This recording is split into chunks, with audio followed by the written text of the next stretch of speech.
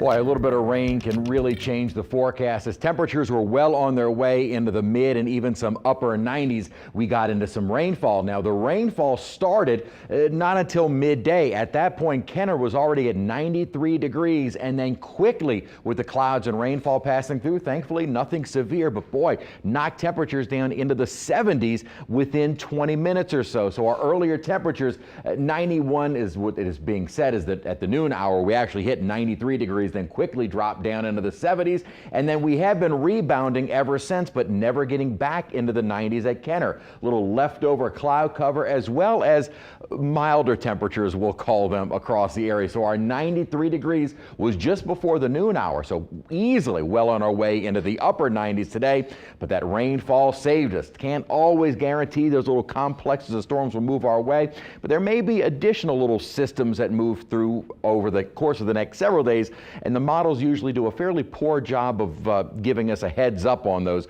Some of the models indicating maybe something later on tonight. We'll take you to that in just a moment. 87 is our current temperature. Again, never saw the temperatures get back into the 90s this afternoon, thankfully. A dew point of 73, so still plenty humid winds out of the west at 8 miles an hour. Where we had the clouds and rainfall, still in the 80s. Where we didn't, still in the lower and mid 90s. So even still seeing the effects of those earlier showers. And the heat indices, thankfully, were kept more in check because of the rainfall. Elsewhere, though, easily into the triple digits, and that will be a concern for the day tomorrow. An excessive heat warning will be in effect with heat indices over 110, and that is going to be the trend over the next several days. The reason for that, this building upper ridge. This is going to become more so centered over us by the middle to end of next week. That will make us more inclined to see upper 90s, which does not happen very often, and certainly not as often as even triple digits. So I do have us kind of stopping at 99 degrees only because I cannot bring myself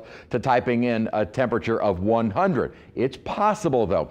All-time records for our area are just into the lower triple digits. Again, deep south, right along the Gulf Coast, it is difficult to see temperatures getting into the 100 plus range. These are the all-time records at Audubon Park, 104. Same at Slidell. At Kenner, though, the all-time record is 102. And again, yes, we could be getting close to those and certainly feeling much hotter than that with heat indices during the day tomorrow in that 110 to 115 range, and that will be the case over the next several days. The only saving grace is if we can get some of these little disturbances to kind of rotate around the upper high and bring us in. Even a period of some clouds and rainfall can do wonders for our temperatures. Now, it doesn't look like we're going to see anything tomorrow. This model had a little feature kind of coming in during the overnight and maybe pushing through tomorrow afternoon. So now the model has completely changed on me. So this is now bringing in a little complex of storms tomorrow afternoon.